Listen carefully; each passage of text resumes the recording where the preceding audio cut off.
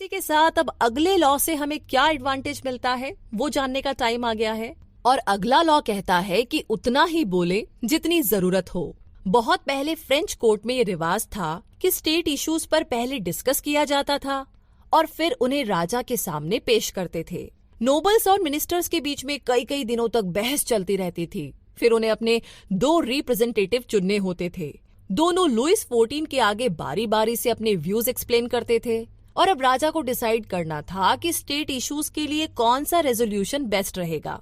तो आखिर में रिप्रेजेंटेटिव राजा के पास आए, उन्होंने इश्यूज रखे और उन्हें रिजॉल्व करने के 2 बेस्ट पॉसिबल टैक्टिक्स भी बताए। लुइस 14 बस सुनते रहते, उनके चेहरे पर कोई एक्सप्रेशन नहीं थे।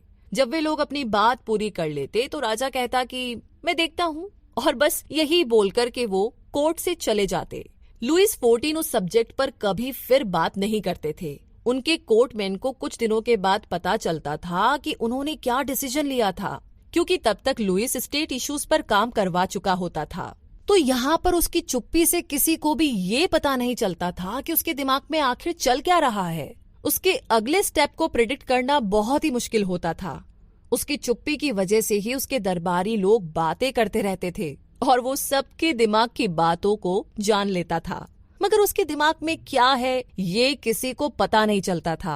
लुइस 14 उन लोगों से मिली इन्फॉर्मेशन को उनके खिलाफ भी इस्तेमाल करता था, जिसकी वजह से वो बहुत ही पावरफुल बन गया था और लोग उससे डरते थे। वो किसी को भी उखाड़ फेंक सकता था क्योंकि उसे सबकी कमजोरी मालूम थी। तो इस तरीके से ये साइलेंस यानी कि ये शांत रहना लुइस 14 का सबसे बड़ा हथियार था। अपनी बातों को लिमिट रखने से यानी कि छुपा कर रखने से न सिर्फ आप पावरफुल बनेंगे बल्कि इससे आप कई गलतियां करने से भी बच सकते हैं। जब आप बिना सोचे बोल देते हैं तो कई बार गलत या बेवकूफी की बात भी बोल देते हैं और इससे आप मुसीबत में पड़ जाते हैं। जैसे कि साल 1825 में रशिया में एक प्रोटेस्ट हुआ था।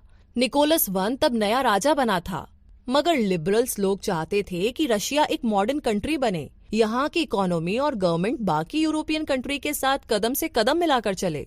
पर निकोलस I ने आखिर दिसंबरिस्ट अपराइजिंग में इस प्रोटेस्ट को कुचल दिया था। उसने हुक्म दिया कि इस प्रोटेस्ट को जो लीड कर रहा है यानी कि जो इनका लीडर है कोंद्रेती रेलेविव, उसको फांसी पर चढ़ा दिया जाए। इसी के साथ रेलेविव के गले में फांसी का फंदा था और वो एक प्लेटफॉर्म पर खड़ा था। उसके पांवों के पास दरवाजे खुल गए थे कि तभी उसके फंदे की रस्सी टूट गई और वो जमीन पर गिर पड़ा। उस जमाने में किसी मुजरिम के फंदे की रस्सी टूटना ऊपर वाले का चमत्कार माना जाता था और अक्सर मुजरिम को छोड़ दिया जाता था। लेकिन रेलेविव खड़ा हुआ और भीड़ के सामने जाकर चिल्लाया, देखा आप लोगों ने, रशिया में इन लोगों को कोई काम नहीं आता, यहाँ तक कि उनसे एक ढंग की रस्सी भी नहीं बनाई जाती। राजा का मैसेंजर तुरंत राजा के पास गया और उसे पूरी बात बताई। निकोलस I बड़ा ही निराश हुआ कि रेलेविव की फांसी टल गई। मजबूरी में उसे रेलेविव के माफीनामे पर साइन करने पड़े, मगर साइन करने से पहले उसने मैनेजर से पूछा कि क्या रेलेविव ने इस चमत्कार के बाद कुछ कहा। इस पर मैसेंजर ने जवाब दिया, सायर, उसने कहा कि रशिया में लोगों को एक रस्सी तक बनानी नहीं आती। निकोलस I ने उसी वक्त वो माफीनामा फाड़कर फेंक दिया। उसने हुक्म दिया, ऐसी बात है तो चलो इसे गलत साबित करते हैं। और अगले दिन ही रेलेविव को फिर से फांसी के तख्ते तक लाया गया और बदकिस्मती से इस बार रस्सी नहीं टूटी।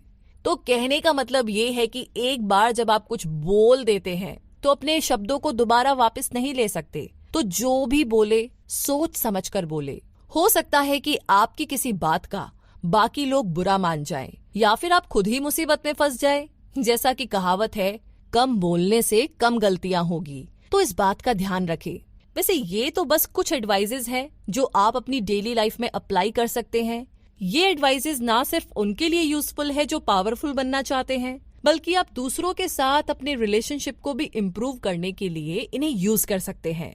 तो कभी भी अपने मास्टर से आगे मत बढ़िए को आप इस बात से भी समझ सकते हैं कि जो लोग आपकी हेल्प करते हैं उनका एहसान हमेशा मानिए। अपने दुश्मनों को यूज कीजिए से मतलब है कि लोगों की गलतियों को माफ करके उन्हें एक और मौका दे। अपने ट्रू इमोशन को छुपाकर रखने से आप हम्बल और अनअज्यूमिंग बने रहेंगे। तो कम बोल करके आप और भी बेहतर इंसान बन सकते हैं। इस किताब को पढ़ करके जरूरी नहीं है कि आप कोई पॉलिटिशियन बन जाए, मगर कुछ न कुछ तो जरूर सीखेंगे।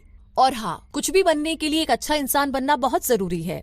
जो इस किताब को पढ़ करके आप जरूर बन सकते हैं। वैसे ये तो कुछ ही लॉस थे, आगे के बाकी लॉस के लिए आप इस किताब को जरूर पढ़िएगा। तो इसी के साथ दोस्तों ये ऑडियो बुक समरी यहीं पर समाप्त होती है। कमेंट बॉक्स में लिख करके